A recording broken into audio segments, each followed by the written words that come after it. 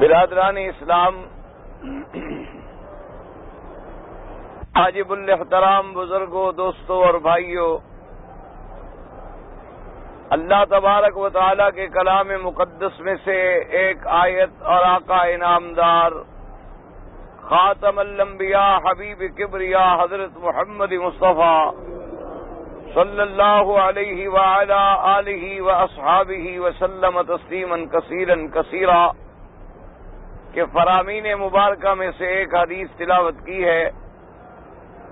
دعا فرمائیں اللہ تبارک و تعالی اس عاجز کو صحت عافیت کاملہ دائمہ اور حق بات بیان کرنے کی توفیق عطا فرمائیں۔ پروردگار عالم آپ کو سمجھنے کی، مجھے سمجھانے کی اور اس کے بعد ہم سب کو مل کر حق پر چلنے کی توفیق عطا فرمائیں۔ پروردگار عالم تمام آنے والوں کی حاضری، حج، عبادت، زیارت منظور و مقبول فرمائیں۔ میں نے اپنے سابقہ بیانات میں اللہ تبارک و تعالی کے اس گھر، اس عظمت والے گھر، اس شان والے گھر بیت اللہ کے بارے میں کچھ معروضات عرض کیے تھے۔ میں کوشش کروں گا اللہ تبارک و تعالی کی اعانت اور نصرت اور امداد سے کہ اللہ کے کعبے کے بارے میں جو باتیں ہیں تقریباً وہ آج پوری ہو جائیں تاکہ پھر ہم کوئی دوسرے موضوع پر بات جو ہے وہ کر سکیں۔ ایسے تو آدمی ساری زندگی اس مقام کی عظمت بیان کرتا رہے تو ختم نہیں ہو سکتی۔ یہ تو صرف حصہ ملانے والی بات ہوتی ہے کہ ہمارا آپ کا سننے کا سنانے کا کچھ حصہ مل جائے اللہ کے گھر کی عظمت کے بیان میں۔ تو مختصراً آپ اس بارے میں یہ بات یاد رکھ لیں کہ بھی اللہ کے اس گھر کے تعمیر پر بھی کئی مراحل گزرے ہیں۔ جیسے میں نے عرض کر دیا تھا، خلاصہ اب بیان کر دوں کہ پہلے اللہ کے حکم سے ملائکہ نے تعمیر فرمایا، آدم علیہ السلام نے تعمیر فرمایا، شیس علیہ السلام نے تعمیر فرمایا، اسی طریقے سے پھر سیدنا ابراہیم الخلیل علیہ السلام نے تعمیر فرمایا، امالکہ اور جرہم نے تعمیر کیا، اور حضور پاک کے زمانے میں قریش مکہ نے بھی اس کی تعمیر کی۔ اور قریش مکہ کے بعد انہوں نے بھی جو تعمیر کی تو انہوں نے کعبہ شریف کا حصہ جو ہے، رقبہ جو ہے تھوڑا گھٹا دیا، یعنی کچھ حصہ باہر نکال دیا۔ اب ہمارے آقا کا زمانہ آیا، حضور پاک کی نبوت کا دور آیا، حضور پاک کی تمنا مبارک تھی کہ اللہ کے کعبے کی تعمیر جو ہے وہ از سر نو کی جائے اور کعبۃ اللہ کو پھر سیدنا ابراہیم علیہ السلام کی بنیاد پر اور سیدنا ابراہیم علیہ السلام کے طریقے پر دوبارہ بنایا جائے۔ چونکہ سیدنا ابراہیم علیہ السلام کی تعمیر جو ہے وہ تھی اساس آدم علیہ السلام پر، انہوں نے جو بنیاد رکھی تھی وہ وہی بنیاد تھی جو آدم علیہ السلام نے رکھی تھی۔ تو میرے آقا کی بھی یہ تمنا تھی، آپ نے اس کا اظہار بھی فرمایا، اور ایک روایت پاک ہے سیدہ عائشہ صدیقہ رضی اللہ تعالی عنہ سے کہ حضور نے فرمایا کہ میرا دل چاہتا ہے کہ میں اس کعبے کی بنیادیں گرا کے دوبارہ تعمیر کروں اور اپنے ابا ابراہیم علیہ السلام کے نمونے اور قواعد پہ تعمیر کروں، یہ حتیم کا حصہ بھی کعبے میں شامل کر دوں اور دروازہ اونچا رکھنے کے بجائے نیچے رکھوں اور ایک دروازے کے بجائے دو دروازے رکھوں۔ چونکہ سیدنا ابراہیم کے زمانے میں بھی 2 دروازے تھے. ایک دروازہ اسی دروازے سے کچھ اس طرف جہاں رکن یمانی ہے، اس سے کچھ یعنی تقریباً 2 ہاتھ یا 1.5 ہاتھ پہلے ایک دروازہ یہاں تھا تاکہ ادھر سے آدمی داخل ہو اور 2 رکعت نماز پڑھے اور دوسرے رستے سے آسانی کے ساتھ باہر چلا جائے، لوگوں کو آسانی ہو جائے، آرام ہو جائے، تکلیف سے بھی بچ جائیں اور اللہ کے کعبے کے اندر ان کو نماز پڑھنے کا موقع ملے. اس کے 2 دروازے تھے. حضور صلی اللہ علیہ وسلم کی یہ تمنا تھی. تو بی بی عائشہ نے عرض کیا حضور پھر آپ اپنی تمنا کو پورا فرما دیں. تو آپ نے فرمایا لولا حدثان قومک بالکفر، چونکہ لوگ نئے نئے اسلام میں داخل ہوئے ہیں، ابھی اسلام کا ابتدائی زمانہ ہے، میں یہ نہیں چاہتا کہ لوگ فتنے میں پڑ جائیں اور لوگ کہیں کہ دیکھو جی اللہ کے نبی نے اللہ کا گھر توڑ کے گھر بھی نہیں بنا دیا. اس لیے میں لوگوں کو کسی الجھن میں ڈالنا نہیں چاہتا، لیکن میری یہ تمنا ہے. اسی لیے علماء نے اس حدیث سے مبارک سے یہ مسئلہ بھی نکالا ہے کہ اگر کسی علاقے میں، کسی جگہ میں، کسی مسئلے کے لیے فتنہ بڑھنے کا اندیشہ ہو تو علماء کو چاہیے کہ اس مسئلے پہ زور نہ دیں. حالانکہ وہ مسئلہ جائز ہے، مسئلہ درست ہے، کعبۃ اللہ کا بنانا درست تھا، حضور کی تمنا مبارک حق تھی، اور لیکن آپ نے عمل نہ فرمایا کہ کہیں ایسا نہ ہو کہ لوگوں کے اندر کسی قسم کا فتنہ پیدا ہو جائے، ابتلا پیدا ہو جائے. تو لوگوں کو فتنے میں ڈالنے کے بجائے فتنے سے بچانے کی کوشش کرنی چاہیے تاکہ لوگوں کے ایمان محفوظ رہیں. کہیں ایسا نہ ہو کہ گاڑی پٹڑی سے اتر جائے اور ایک مسئلے کے لیے وہ 1000 مسئلے کا انکار کر بیٹھے. تو اس لیے علماء نے ایک مسئلہ بھی نکال. اتنے میں آپ دروشی پڑھ اور حضرات آپ بیٹھ جائیں، مہربانی کریں، کھڑے نہ رہا کریں. کیوں آپ پہلے آگے کھڑے ہو جاتے ہیں؟ آرام سے بیٹھ جائیں، آرام سے بیٹھ جائیں. اللہ کا حرم کتنا وسیع ہے الحمدللہ. ابھی تو یہ الحمدللہ رحمت کا سمندر ابھی تو بھرنا شروع ہوا ہے نا. ابھی تو یہ روز بروز جیسے دریا چڑھتا ہے نا، انشاءاللہ موجیں اور بڑھتی آئیں گی.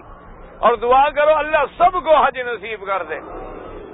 دل سے دعا کرو، کیونکہ پتہ نہیں ہے، ہم تو گناہگار ہیں، پتہ نہیں کوئی اللہ والے لوگ بھی آ جائیں گے جن کے رونے پہ اللہ ہم سب کی حاضری بھی منظور کر دیں گے.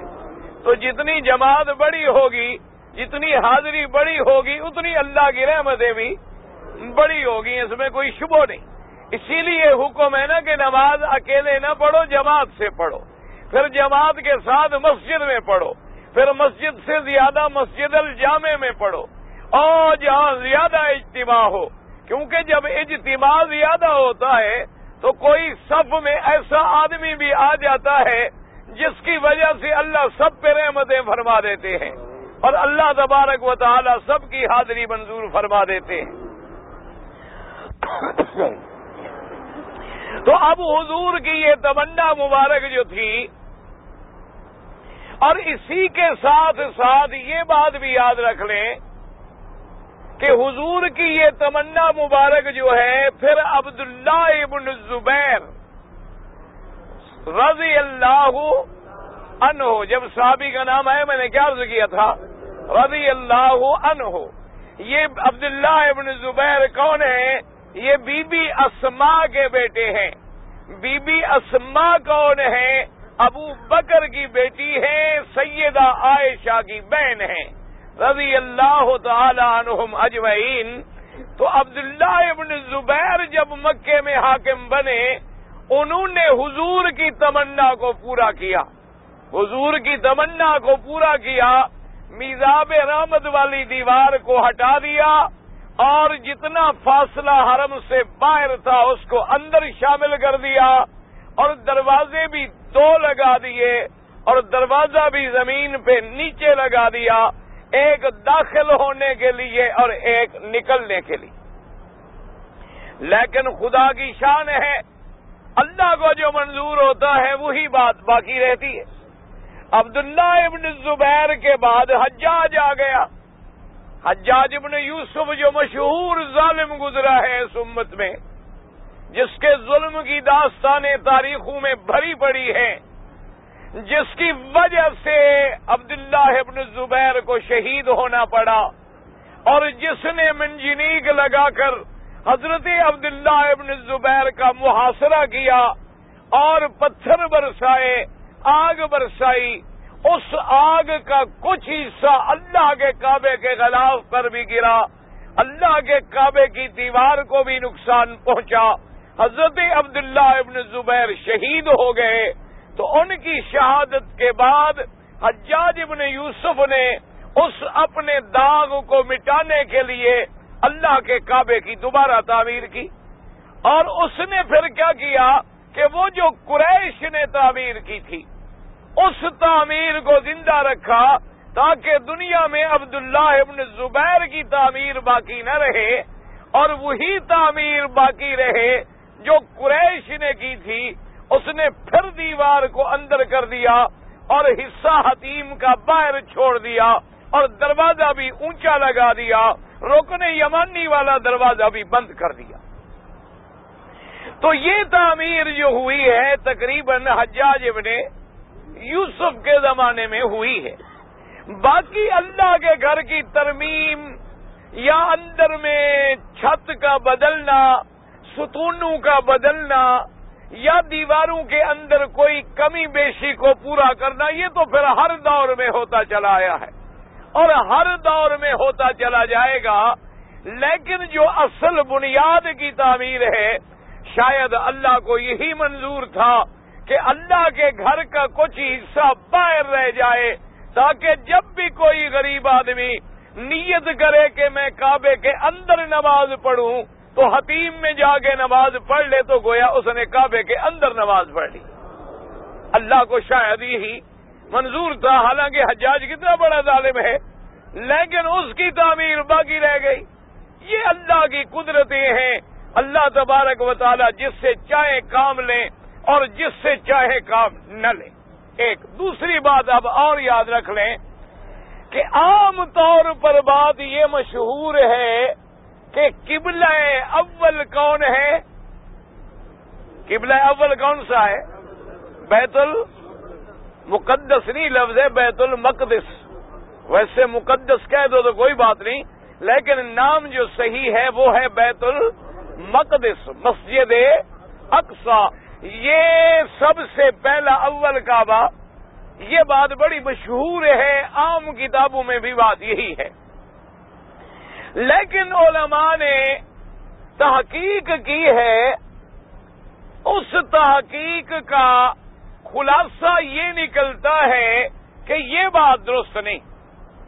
اول کعبہ یہی تھا اور سب سے پہلا گھر بھی یہی تھا. سمجھے مسئلے کو. مسجد اقصی کی تعمیر جو ہے وہ کعبے کے بعد ہے، کعبے سے پہلے نہیں ہے. تو سب سے پہلا قبلہ اول بھی کعبہ ہے، مسجد اقصی اس کے بعد ہے.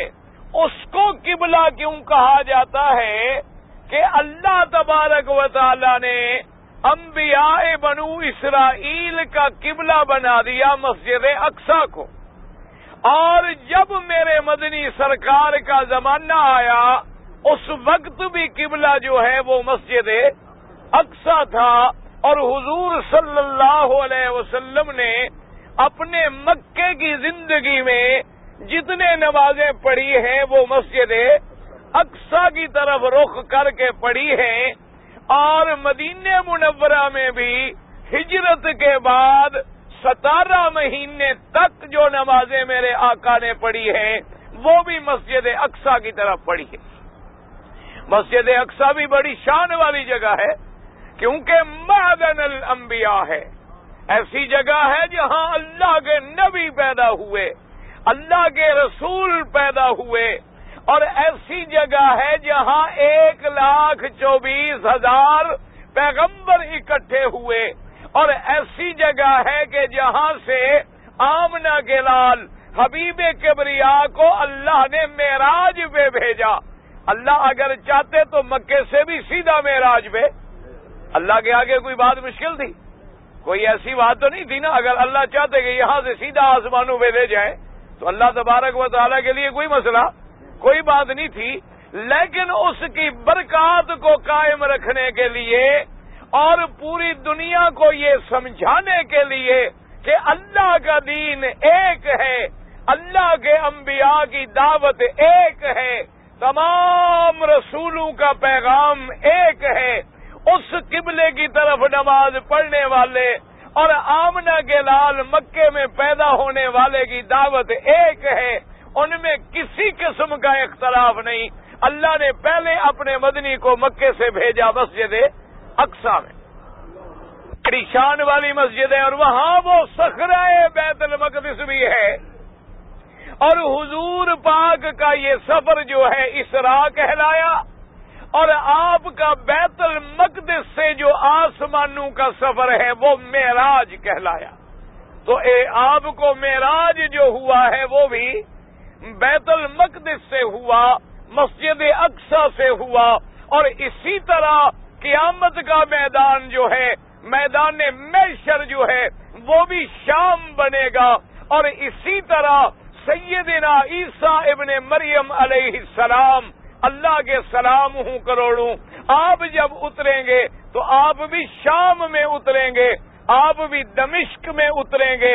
ایک مسجد ہوگی، حضور پاک نے فرمایا ینزل عیسیٰ ابن مریم علی مینارۃ بیضاء شرقیہ دمشق، کہ ایک سفید مینار والی مسجد ہوگی، دمشق کے شرقی علاقے میں ہوگی، اور وہاں حضرت عیسیٰ ابن مریم آسمانوں سے اتریں گے۔ اس میں کوئی شبہ نہیں کہ وہ جگہ جو ہے وہ جگہ بھی بڑی شان والی جگہ ہے، اور 1,24,000 انبیاء وہاں پہنچے، عیسیٰ علیہ السلام، اور ہزاروں اللہ کے نبی پیدا ہوئے۔ اس لیے اس جگہ کے بارے میں قرآن نے خود ذکر فرمایا ہے 15واں سپارے میں سورت بنی اسرائیل میں اللہ تبارک و تعالی نے مسجد اقصی کا ذکر بھی فرما دیا قرآن مقدس میں۔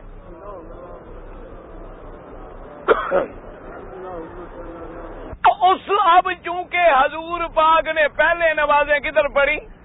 مسجد اقصی کی جانب، اس لیے اول کعبہ کہلایا، ورنہ اول کعبہ جو ہے یاد رکھیں، اول کعبہ یہ ہے کیونکہ ان اول بیت وضع للناس للذی ببکۃ مبارکا وہدی للعالمین۔ اللہ نے فرمایا تحقیق پکی بات ہے، ان تحقیق تاکید کے لیے ہوتا ہے۔ فرمایا اول بیت، سب سے پہلا گھر، وضع للناس، جو میں نے بنایا لوگوں کے لیے۔ کہاں ہے میرا اللہ وہ پہلا گھر؟ فرمایا للذی ببکۃ مبارکا وہدی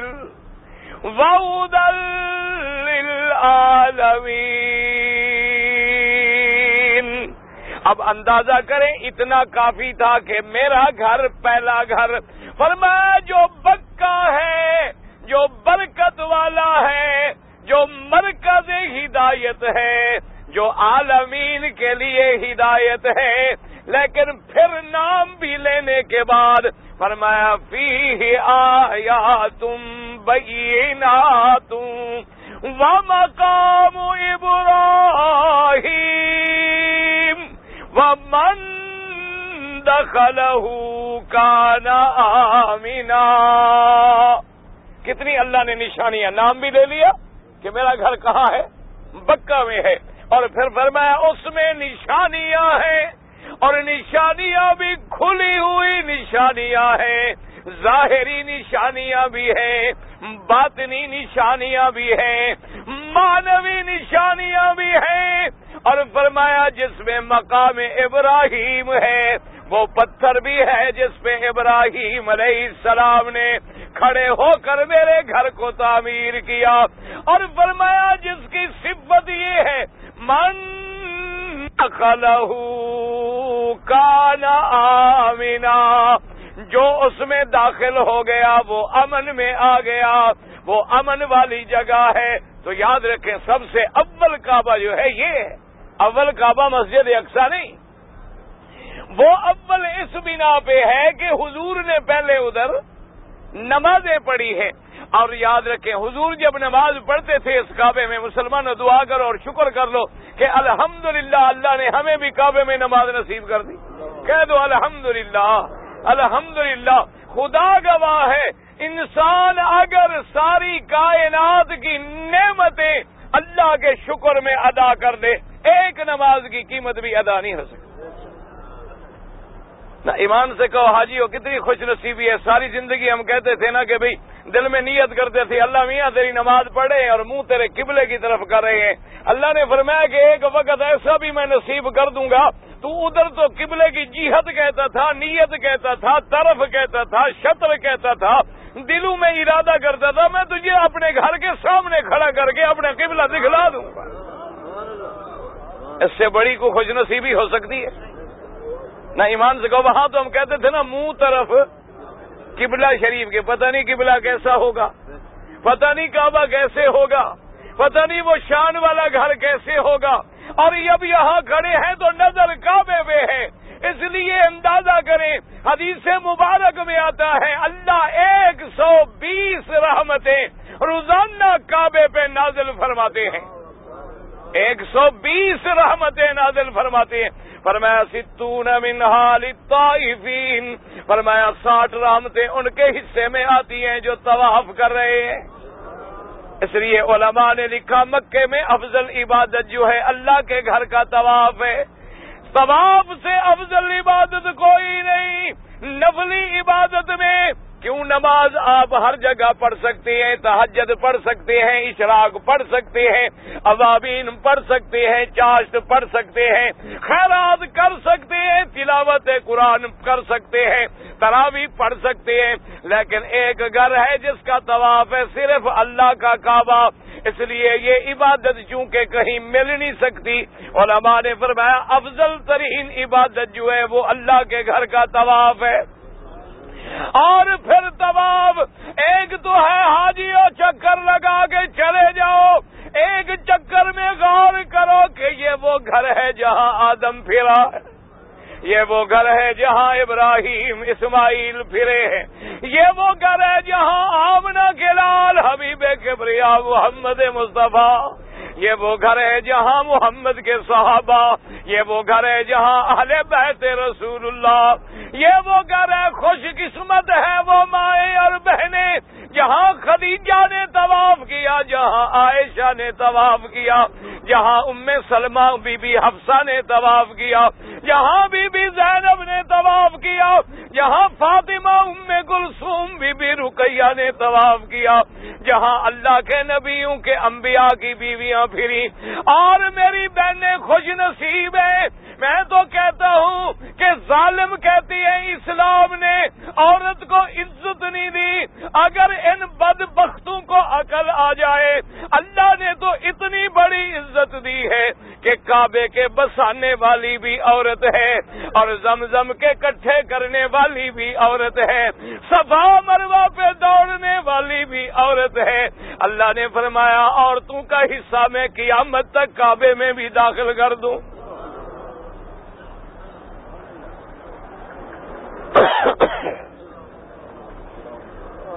ایک تو ہے نا حاجی جیسے قرآن پڑھتا ہے آدمی 30 سپارے پڑھ جاتا ہے، پتہ نہیں کیا پڑھا،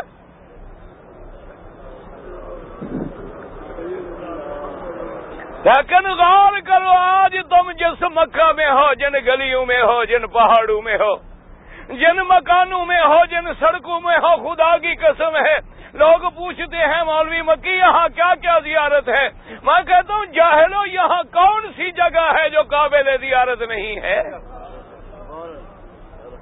تم ایک زیارت ڈھونڈتے ہو، یہاں کے ایک ایک پتھر پہ تاریخ لکھی ہوئی ہے صحابہ کی.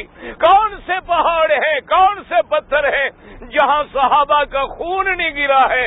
کون سی گلیاں ہیں جہاں میرے مدنی کے راستے میں کانٹے نہیں بچھائے گئے؟ اور کون سے پتھر ہیں جہاں بلال کو لٹایا نہیں گیا؟ اور جہاں نظر ڈالو نشانی ہے. اس لیے تو قرآن نے کہا فیہ آیاتم بینات، میرے گھر میں نشانیاں ہی نشانیاں ہیں. ادھر نظر ڈالو تو پہاڑ نظر آئے گا جہاں جبریل اترا ہے، ادھر نظر ڈالو تو پہاڑ نظر آئے گا جہاں مدنی نے ہجرت کی رات ڈیرا لگایا ہے. شیب ابی طالب پہ نظر ڈالو، مدنی نے 3 سال قید کاٹی ہے. حرم کے کناروں پہ نظر ڈالو، دار ارقم پہ جہاں جہاں نظر ڈالو، قدم قدم زیارت ہے، ٹکڑا ٹکڑا زیارت ہے، پتھر پتھر زیارت ہے. لیکن دعا کر اللہ اس گھر کی ہمیں عظمت کرنے کی توفیق.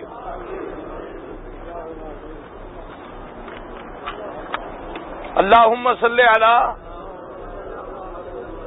اور جن بھائیوں نے درود شریف پڑھا ہے وہ بیٹھ جائیں. جنہوں نے درود شریف پڑھا ہو صرف، جنہوں نے نہیں پڑھا بالکل کھڑے رہیں. جنہوں نے درود شریف پڑھا ہو وہ آرام سے بیٹھ جائیں. اللہ اکبر. ایمان سے کہو ایسی رحمت کہیں مل سکتی ہے؟ ایک قرآن کا ختم کرو اور 1 لاکھ لکھا جائے. ساری زندگی تم لاکھ ختم کر سکتے ہو؟ ساری زندگی تم 1 لاکھ نماز پڑھ سکتے ہو؟ 1 نماز پڑھو اور لاکھ لکھی جائے. 1 ریال خیرات کرو اور لاکھ لکھا جائے.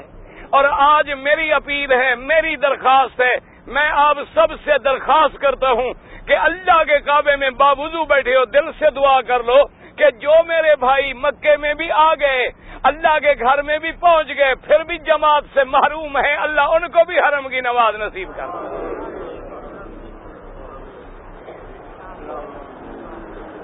ایمان سے کہو بھائی میرا تو بھائی عقیدہ ہے اگر مکے میں بھی نماز نہیں ہوتی اور مدینے پاک حضور کے روضے پر بھی جماعت نہیں ہوتی تو پھر کہیں نہیں ہوتی.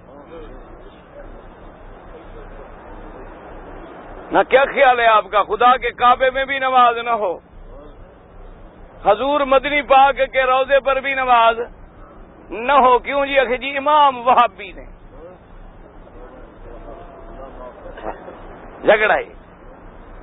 اور ادھر عقیدہ ہے کہ حضور مختار کل ہیں، جو چاہیں جب چاہیں جس وقت چاہیں کر دیں. لیکن اللہ پاک نے یہاں بھی ان کو کھڑا کر دیا، حضور کے روضے پر بھی ان کو کھڑا کر دیا، کہتے ہیں نماز نہیں ہوتی، امام وہابی ہے. ایک آدمی نے آج مجھے پوچھا جی ہمارے ساتھی ہیں نماز علیحدہ پڑھتے ہیں. میں نے کہا کیوں؟ کہتے ہیں جی امام کے پیچھے نماز نہیں ہوتی. میں نے کہا جس امام کے پیچھے نماز نہیں ہوتی حج نماز فرض ہے، حج کیا ہے؟ حج فرض ہے کہ نہیں؟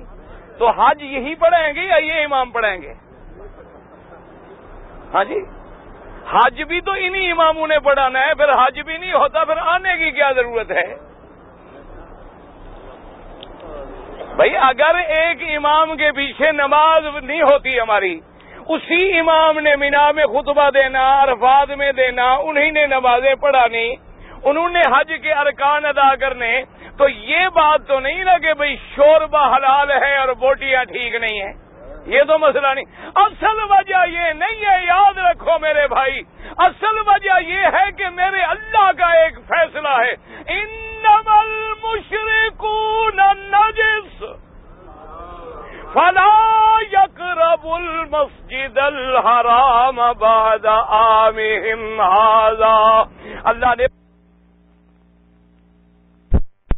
کرو میرے بھائیو، توبہ کرو، اللہ سے معافی مانگو اور دعا کرو کہ اللہ ہمیں حرم کی نمازیں نصیب کرے.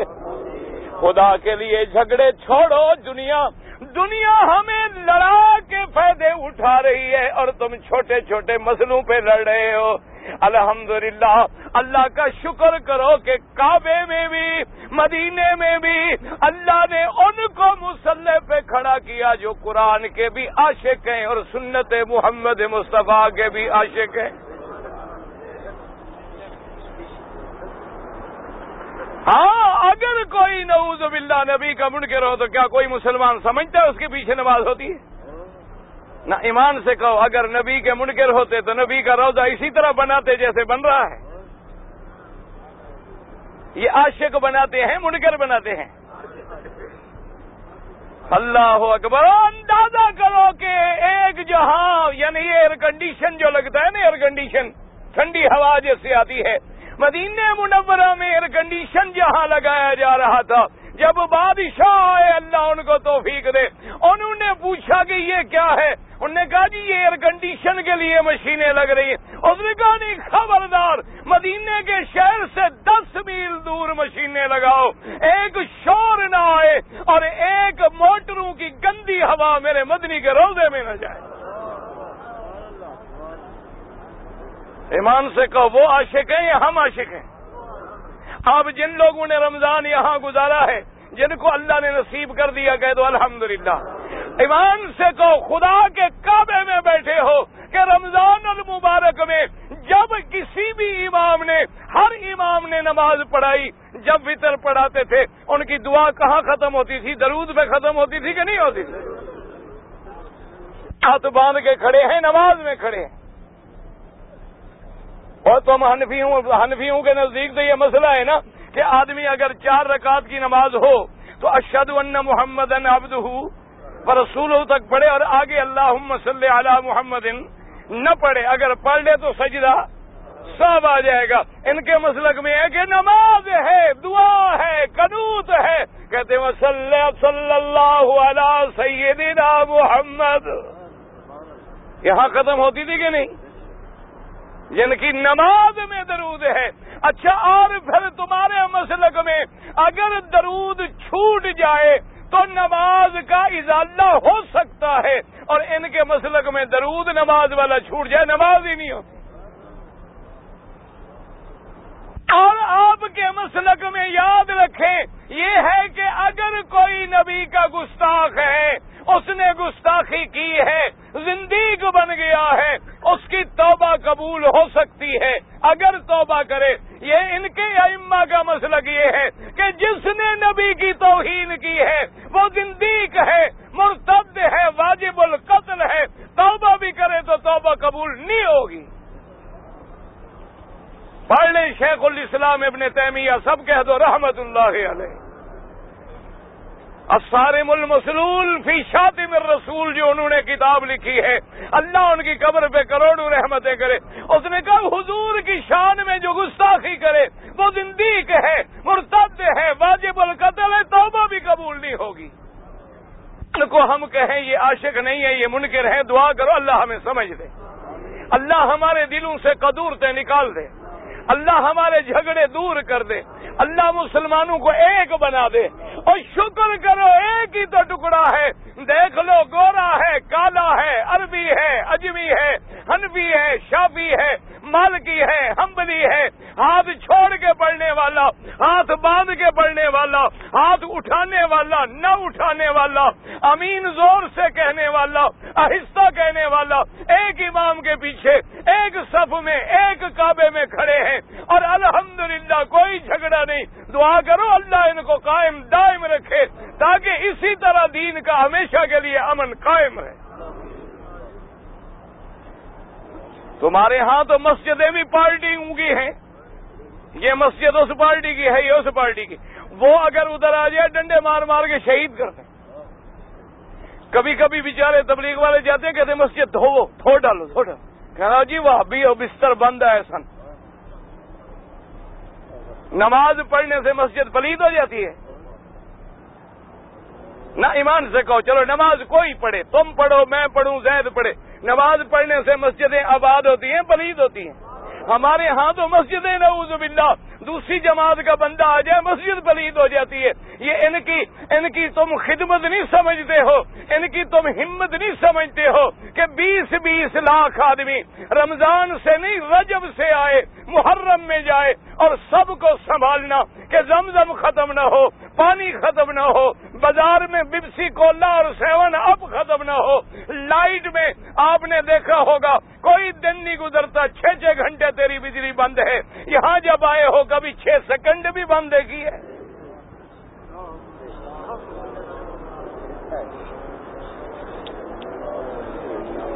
لیے دعا کرو اللہ تبارک و تعالی ان کو اور زیادہ خدمت حرم کی توفیق دے، اللہ ان کے دلوں کو کھول دے، اللہ ان کے توسیعات حرم کو منظور فرما لے، اور اللہ اپنے خزانے غیب کے اور ان پہ کھول دے۔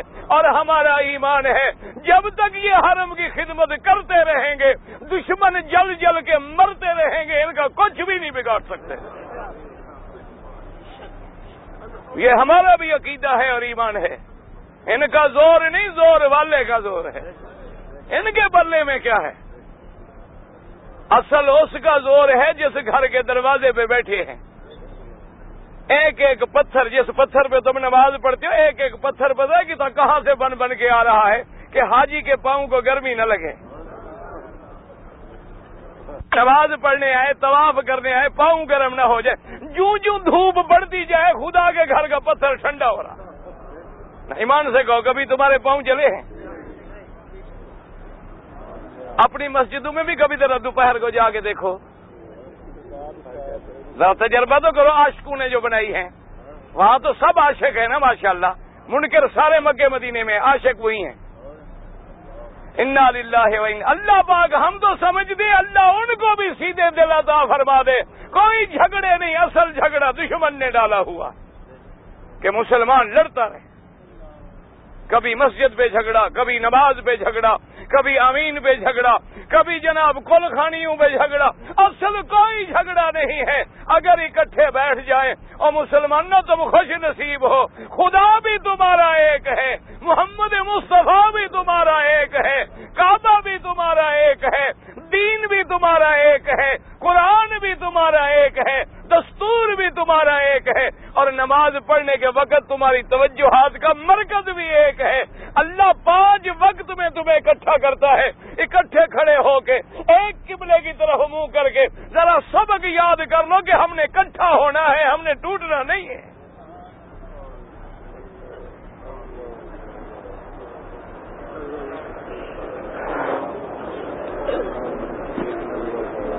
تو اب جناب حضور پاک آمنہ کے لال حبیب پاک محمد مصطفیٰ، تو آپ نے نمازیں پہلے کس طرف پڑھی ہیں؟ مسجد اقصی کی طرف۔ قرآن نے خود ذکر فرمایا، سبحان الذی اسری بعبدہ لیلا من المسجد الحرام الى المسجد الاقصى الذي باركنا حوله لنريه من آياتنا۔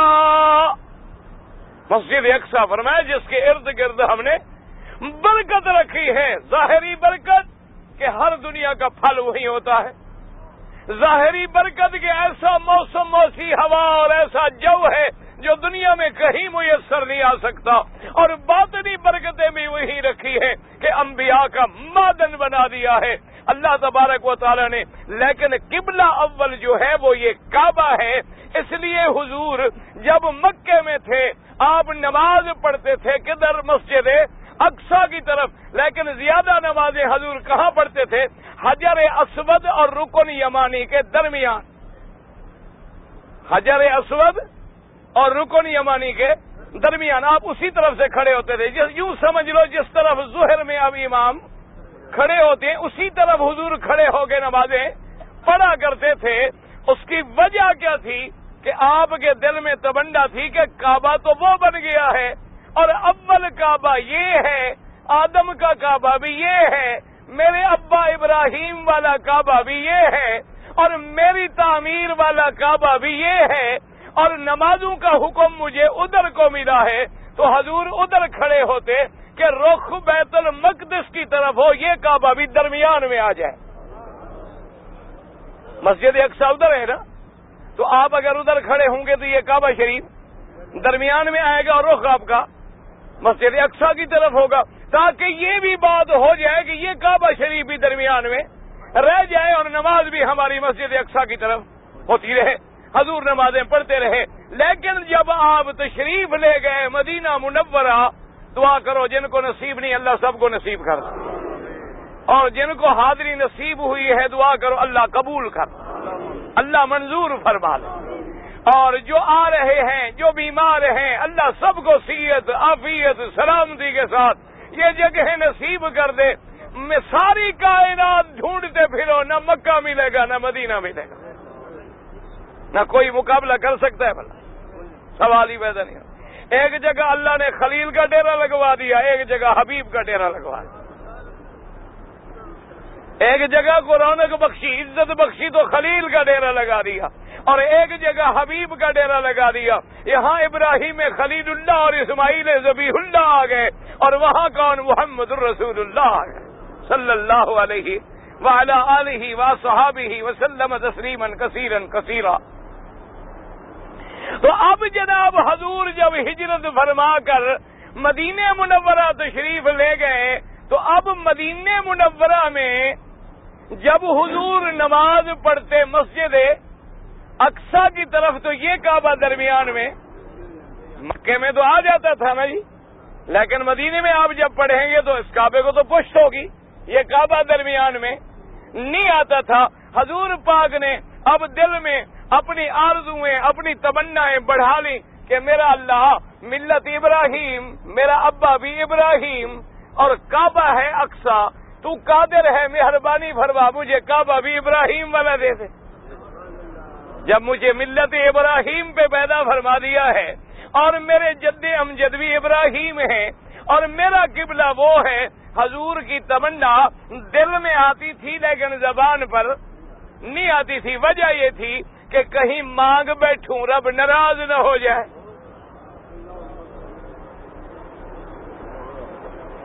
اب اللہ کی شان ملاحظہ کریں کہ انبیاء بھی مانگتے ہوئے ڈرتے ہیں کہ کہیں میرے مالک کو ناراضگی نہ آ جائے کہ آپ نے میرے کعبے کے بارے میں کیوں مانگا ہے، میری مرضی میں ادھر چاہوں حکم دوں، میں ادھر چاہوں حکم دوں۔ مسلمان کوئی پتھر کو تو سجدہ نہیں کرتا، مسلمان تو اللہ کے حکم کی تعمیل کرتا ہے۔ اسی لیے تو اللہ نے دو کعبے بنا دیے کہ لوگ یہ نہ سمجھیں کہ ہم پتھر کے پجاری ہیں، ہم تو اس کے حکم کے تابع دار اور بندے ہیں۔ جب تک حکم ملا ادھر رخ کرو حاضر، حکم ملا ادھر رخ کرو تو حاضر۔ اصل تو ہم اللہ کے حکم کی تعمیل کر رہے ہیں، ورنہ مسلمان کوئی پتھر کو سجدہ نہیں کرتا۔ ہم جو سجدہ کرتے ہیں اپنے اللہ کا سجدہ کرتے ہیں، کعبے کے پتھروں کا سجدہ نہیں کرتے۔ ہم طواف کر رہے ہیں کیوں؟ حکم ہے، حکم ہے میرے اللہ کا۔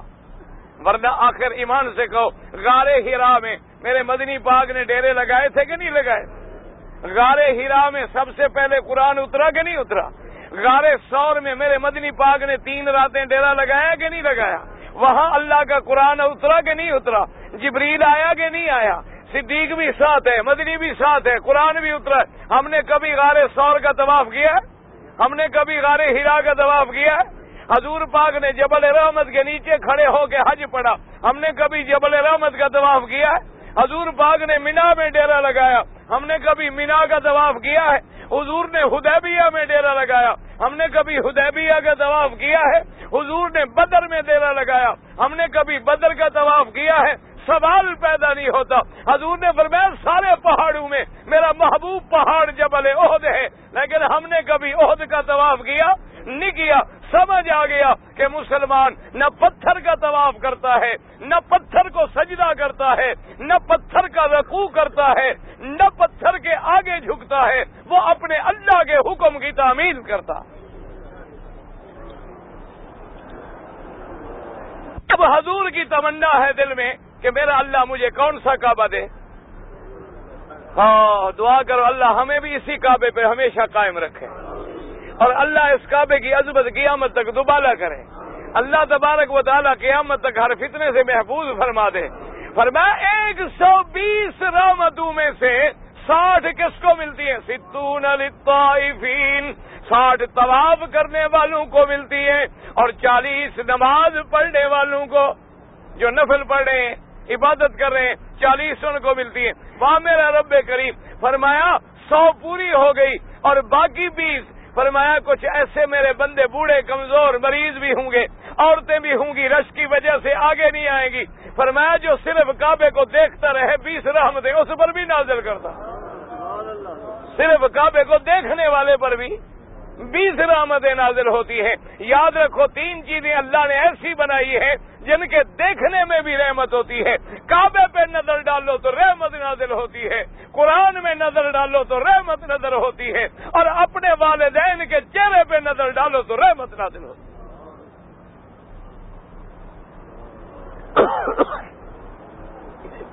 اب حضور کی تمنا ہے، دل میں آرزو کر رہے ہیں، لیکن زبان مبارک سے مانگ نہیں رہے، کیونکہ نوح علیہ السلام نے مانگا، اللہ ناراض ہو گئے کہ نہیں؟ نوح علیہ السلام نے تو بیٹے کی معافی مانگی تھی نا، اور کوئی زیادہ بات تو نہیں تھی، لیکن اللہ ناراض ہو گئے۔ اللہ نے قرآن نازل قَدْ نَرَىٰ تَقَلُّبَ وَجْهِكَ فِي السَّمَاءِ فَلَنُوَلِّيَنَّكَ قِبْلَةً تَرْضَاهَا۔ اللہ نے فرمایا قد حرف تحقیق ہے، فرمایا قد نرا، تحقیق ہم نے دیکھ لیا، ہم نے دیکھا تیرے چہرے کا آسمانوں کی طرف اٹھنا جھکنا، تقلب وجہ کا، تقلب مانا اٹھنا پھر جھک جانا، پھر اٹھنا پھر جھک جانا۔ اللہ نے فرمایا میرا مدنی میں تو رب علیم ہوں، میں خبیر ہوں، میں بصیر ہوں، میں دلوں کے جاننے والا ہوں، میرے سامنے کوئی چیز چھپی ہوئی نہیں ہے۔ تیرے دل میں جو تمنا اٹھتی ہے پھر چہرہ اٹھتا ہے پھر جھکتا ہے۔ قد نرا تقلب وجہک فی السماء، اور اسی میں اندازہ کریں فَلَنُوَلِّيَنَّكَ قِبْلَةً تَرْضَاهَا۔ میرا مدنی ہم تمہیں پھیرتے ہیں اس قبلے کی طرف۔ اگر یہ پہلے قبلہ نہ ہوتا تو اللہ قبلہ نہ فرماتے۔ معلوم ہوا کہ اول بھی یہ تھا قبلہ بھی یہ تھا۔ فَلَنُوَلِّيَنَّكَ قِبْلَةً تَرْضَاهَا فَوَلِّ وَجْهَكَ شَطْرَ المسجد الحرام۔ اللہ نے فرمایا میرا مدنی، اور میں کہا کرتا ہوں کہ یہاں رحمت خدا کی بھی شان دیکھو اور میرے مدنی کی بھی شان دیکھو۔ اللہ فرماتا ہے تیرے چہرے کے اتار چڑھاؤ کے صدقے میں ہم نے کعبہ بدل دیا۔ اللہ کی شان بھی ہے، اور بدلا کیسے؟ کعبہ میرا ہے لیکن میرا مدنی مجھے تیری تمنا پسند ہے، مجھے تیری رضا پسند ہے، مجھے تیری درخواست کا انداز پسند ہے کہ چاہنے کے باوجود زبان نہیں ہلائی کہیں رب ناراض نہ ہو جائے۔ فرمایا فَوَلِّ وَجْهَكَ شطر المسجد الحرام۔ میرا مدنی اب چہرہ پھیر لو، کدھر پھیر لو؟ یاد کر لو، شطر المسجد، یہ نہیں کہا شطر الکعبہ۔ اللہ نے یہ نہیں فرمایا کعبے کی طرف پھیر لو، قبلے کی طرف پھیر لو، نانا شطر المسجد الحرام۔ اللہ نے فرمایا میرا مدنی اب صرف آپ نے تو یہ کعبہ مانگا ہے، ہم نے تیری امت کے لیے پوری مسجد الحرام کو کعبہ بنا دیا ہے۔ پوری دنیا میں جہاں کھڑے ہوں اگر کعبے کے اندر بھی مسجد نہ آئے تو سارے حرم جو ہے ان کے لیے کعبہ ہے۔ اگر مسجد الحرام کی طرف بھی جہت ہو گئی ہم نمازیں قبول کر لیں گے۔ حضور پاک کی تمنا، جس تمنا آرزو کو مانگتے رہے اللہ نے وہی قبلہ اول حضور پاک صلی اللہ علیہ وسلم، اس لیے حضور نے فرمایا مسلمانوں یاد رکھو قبلتکم حیا و میتا، اب تمہارا قبلہ زندگی میں بھی یہی ہے اور مرنے کے بعد بھی یہی ہے۔ کیا مانا؟ جب آدمی مرتا ہے تو اس کا رخ بھی اسی قبلے کی طرف کیا جاتا ہے، کیونکہ زندگی میں بھی یہی کعبہ اور مرنے کے بعد بھی یہی کعبہ، کیونکہ اول بھی یہی کعبہ اور اصل بھی یہی کعبہ اور مرکز بھی یہی کعبہ، اور نشانیوں کا گھر بھی یہی کعبہ، اور انبیاء کا طواف کرنے کی جگہ بھی یہی کعبہ، بنائے ابراہیم بھی یہی کعبہ، بنائے اسماعیل بھی یہی کعبہ، اور بنائے محمد عربی بھی یہی کعبہ۔ اور فرمایا اس کعبے میں نے ایسی شان لگا دی ہے، ایسی عظمت لگا دی ہے، میرا مدنی تو نے تو رخ پھیرنا مانگا ہے، ہم نے تیری دعا ایسی منظور کی ہے کہ ایک وقت آئے گا جب آپ کو کعبے کا حاکم بنا کے بھیجوں گا۔ حضور مدینے میں تھے نا، اللہ اس کعبے کی عظمت کا اندازہ لگائیں۔ حضور فتح مکہ کے دن جب کعبے میں آ رہے ہیں، حضور کے آنے کا عالم یہ ہے، اندازہ کریں، صحابہ کہتے ہیں کہ حضور اپنی اونٹنی پہ سوار ہیں، ہزاروں کا لشکر جلب میں ہے، صحابہ آج بالکل اپنے جوہر دکھانے کے لیے تیار ہیں۔ کیوں؟ صحابہ کو اسی کعبے سے نکالا گیا تھا نا، یہی کعبہ تھا جس کو دیکھ دیکھ کے جب جدا ہوئے تو حضرت بلال کہتے اللہم لعن الکفرۃ والمشرکین۔ بلال کہتے تھے میرا اللہ ان کافروں پہ لعنت کر جنہوں نے ہمیں کعبے سے نکالا ہے، میرا اللہ ان کافروں کو ہلاک کر جنہوں نے ہمیں کعبے سے نکالا ہے۔ اور یہی کلمات ہیں جو سیدنا صدیق کی زبان پر ہیں۔ جب میرے مدنی ہجرت کر کے جا رہے ہیں تو حضرت صدیق نے کہا اخرجوا نبیہم لیہلکن، اخرجوا نبیہم لیہلکن۔ آپ نے فرمایا مکے کے قریش بڑے بدقسمت ہیں، انہوں نے اپنے نبی کو کعبے سے نکالا ہے، اللہ ان کو ہلاک و برباد کر دے گا۔ اور پورے صحابہ میں جوش ہے، بعض صحابہ کہتے ہیں کہ آج بدلے دینے کا وقت آیا ہے۔ ہاں، مکے والوں نے جو ہمیں ستایا تھا، ہمیں جو مارا تھا، ہمیں آج تک وہ نشان یاد ہے، اور تڑپ رہے ہیں، تلواریں تڑپ رہی ہیں، نیزے پھڑک رہے ہیں، صحابہ کے خون میں ابال آیا ہوا ہے۔ لیکن میرے مدینے نے فرمایا میرے صحابہ، میرے جرنیلوں، خبردار سن لو، آج ہم اللہ کے حرم میں داخل ہو رہے ہیں، اس لیے خیال رکھنا کسی مکے والے پہ ظلم نہ ہو جائے، کسی مکے والے پہ زیادتی نہ ہو جائے۔ فرمایا اللہ کے گھر میں داخل ہو رہے ہیں، فرمایا من القى السلاح فلہ امان، جو اپنا ہتھیار پھینک دے اس کو بھی کچھ نہ کہنا، من اغلق بابہ فلہ امان، جو اپنا دروازہ بند کر لے اس کو بھی کچھ نہ کہنا، بوڑھے کو بھی کچھ نہ کہنا، عورت کو بھی کچھ نہ کہنا، بچے کو بھی کچھ نہ کہنا۔ فرمایا جو کعبے میں چلا جائے کچھ نہ کہنا، ابھی سفیان کے گھر میں چلا جائے کچھ نہ کہنا۔ صحابی کہتی ہے کہ ہم نے دیکھا حضور نے مہار پکڑی ہے اونٹنی کی اور اپنی گردن جھکائی ہوئی ہے، اسی گردن جھکتے جھکتے اونٹنی کی گردن پہ لگ گئی کہ کعبے میں داخل ہو رہا ہوں کہیں میرا تکبر نہ ہو جائے۔ ہاں ہمارے تو جی کعبے شریف میں ایسے داخل ہوتے ہیں اللہ رحمت کرے جیسے لارنس گارڈن میں پھر رہے ہوں، اکڑ اکڑ کے چلتے ہیں، اللہ معاف فرمائے۔ معلوم ہوتا ہے کہ پتہ نہیں یہ بیچارے کہاں سے آئے ہیں، کسی کو دھکا لگ جائے، کسی کو کچھ ہو جائے، اگڑ رہے ہیں، فیشن کیا ہوا ہے، سر ننگے کیے ہوئے ہیں، انگریزوں کی طرح بال بنائے ہوئے ہیں، کعبے میں آ رہے ہیں، کہانیاں ہیں، پتہ کوئی دیکھیں آمنہ کا لال ہے، خاتم الانبیاء ہے، حبیب کبریا محمد مصطفیٰ ہے، اور کعبۃ اللہ میں بھی کافروں کا کنٹرول ہے، اس کے باوجود حضور کی گردن مبارک جھکی ہوئی ہے۔ بلکہ ایک روایت میں آتا ہے آپ نے ایک جرنیل کو جھنڈا دیا، اس نے جب ہاتھ میں پرچم لیا اسلام کا تو اس نے ایسے پرچم کو ذرا لہرایا، فوج لہراتی ہے نا، اور دشمنوں کے سامنے تو لہرایا جاتا ہے آخر۔ حضور نے فرمایا ٹھہر گیا، فرمایا پرچم واپس کرو، فرمایا تمہیں ہم نے ہٹا دیا ہے، تیرے ہلانے سے مجھے تکبر کی جھلک آتی ہے۔ نا تواضع،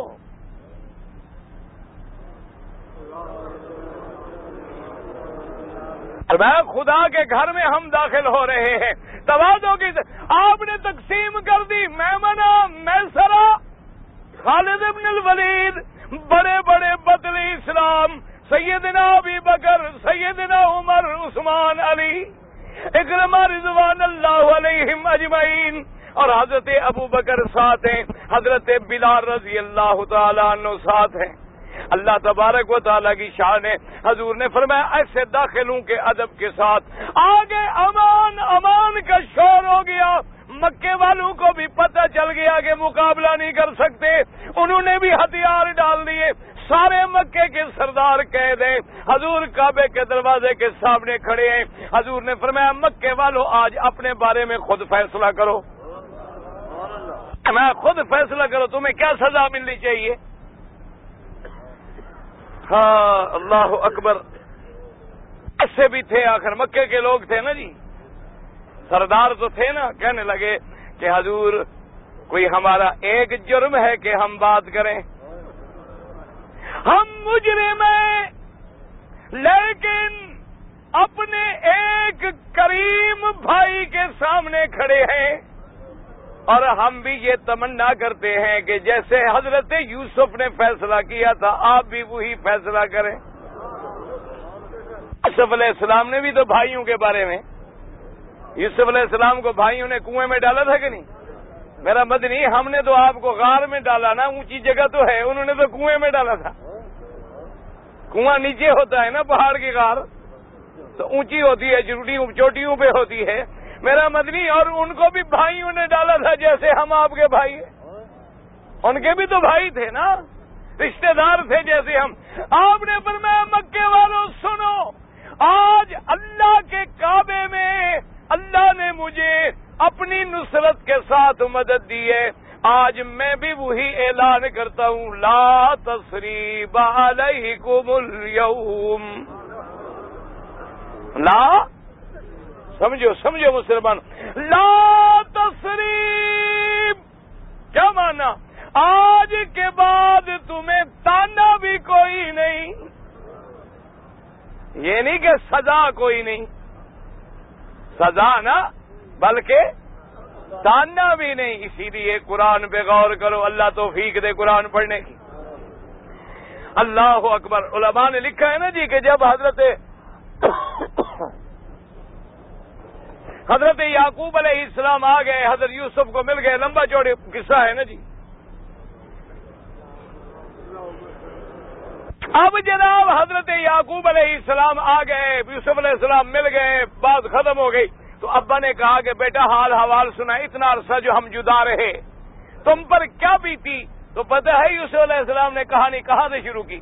فرمایا اذا خرجنی من السجن وجاء بكم من البدو،